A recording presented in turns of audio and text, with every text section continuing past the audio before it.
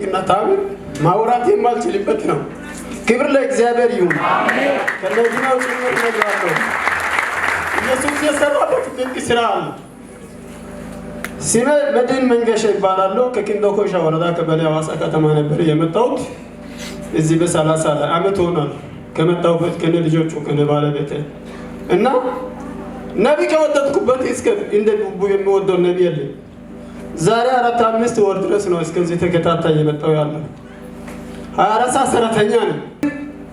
94 96 ግል ዘማሪ ነበርኩ በአበላት ውላ ክፍለ ከተማ በሲዳሞ ውስጥ።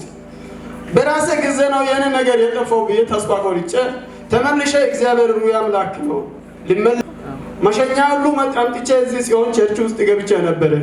ነገር ግን መጨረሻ ላይ ሰይጣን 24 ሰዓት ሰራተኛ ነኝ እንደ መድህን መንገሻ እንዳለሙድን ሰራተኛ እንደ መድህን ጠግቤ ማትበላ ሰው ተብዬ በሰው ዘንድ ተሳደብኩ። በከራይ ቤት አለው ሞኛ አጥቻለሁ። በዛም ሰይጣን አታሸንፈኝ። 3 ወንድ ልጆች አባት አለ። ልጅ የሌላቸው ፎቅ የሰሩት በፎቅ ላይ መታሰቢያ ይጻፍ መንግስት ፎቁን ይወስዳል። ለኔ ልጅ አለ እኔ ባለሀብት ነኝ ለሰይጣን እጅ አልሰጥም ብዬ እየተገዳደርኩ ቆየሁ። መጨረሻ ላይ ጆሮዬን አጠፋ። ፈጣሪ ምስክር ነው። የቢቡ አምላክ ቢቡን የቀባ እግዚአብሔር ምስክር ነው። ለማንም አልተናገርኩም። እዚህ ጋር ጆሮ መጥፋትን ዛሬ 3 ወር ነው ጆሮ ላለመስማት። ቤት ውስጥ ያለው ሕፃን ልጅ እኔ ስጠራ ለምንድን ነው አቤት ማትዩ ብዬ ይመታታል። እሷ ለካ አቤት ነበር እኔ ግን ጆሮ አይስማ። መጨረሻ ላይ ቢሆን ዛሬ 15 ቀን ነው እዚህ መጥቼ በዚህ በኩል ዘግቼ በዚህ በኩል ሳዳምጠው መሳሪያ አይሰማም። ይሄንን አይል የሚጮህ መሳሪያ መስማት አልቻልኩም። ለካ እኔ ጆሮ ጠፍቶብኝ ነው። እኔ ጌታ ሆይ ወደ ቤት እየሄድኩ የሥራ መስመር ተዘግቶብኝ የምሰማው ጆሮ እስከምትዘጋ ድረስ እኔ ባንተ ላይ አመፅኩ። ልክ ነኝ አልኩ። መጨረሻ ላይ ጌታ እንዴት ይሻለኛል ያልኩ ለባለቤቴ ማልናገር ለልጆቼ ማልናገር ዝም ብዬ ማታ ማታ ውስጥ ልክ እንደ ወፍጮ ይጮህ በጭንቅላቴ ውስጥ ሳስብ ይሆናል ብዬ ከምሽት ወጥቼ መጽሐፍ ቅዱስ ይዤ ዙሪያ ዞራለሁ። ሞላቀው ጮህም አይተው መስማትም አይሰማም። ተስፋ ቆርጬ ዛሬ ጦሱ ነናመት ያይባው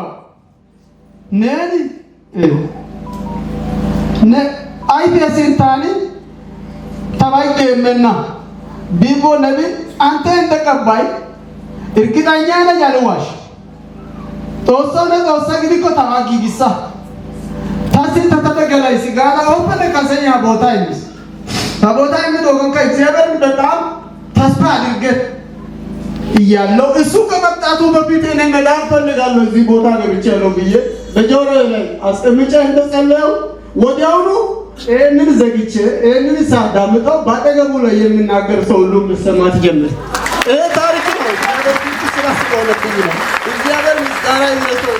አጨብጭቦ በደንብ ይጨበጨብ። በእውነት አያችሁ። ግን በጣም ከዚህ ወንድም እኔ የወደድኩት ነገር ጆሮዬ ተደንቆሮ ነበር አይሰማም። አንደኛው ደንቆሮ ሆኜ እያለው ወደዚህ መጥቼ ፊት ለፊት እዚህ ጋር ተቀምጬ እያለው ፕሮፊት ወደዚህ ከመግባቱ ቀደም ብዬ እዚህ ባለው በጌታ መንፈስ ስራ እኔ ይፈወሳለሁ ብዬ እየጸለይኩ እዚህ ጋር ተቀምጬ እያለው እንዳልኩ እምነቴን አልፎ እዚህ ቤት እንደመጣሁት እግዚአብሔር ግን ጆሮዬን ከፈተኝና ድንቁርና ከኔ ተወሰደኝና አንድ ሰው ይጭን ገባ አድርግ ጠላቴ ሆይ በሎ ዛሬ በልልኝ ኢፋር በሎ ለኔ በልልኝ ሞት በልልኝ ጭንገፋ በልልኝ ዓለም መስማት በልልኝ አይሆንም በለው አይሆንም በለው አይሆንም በለው።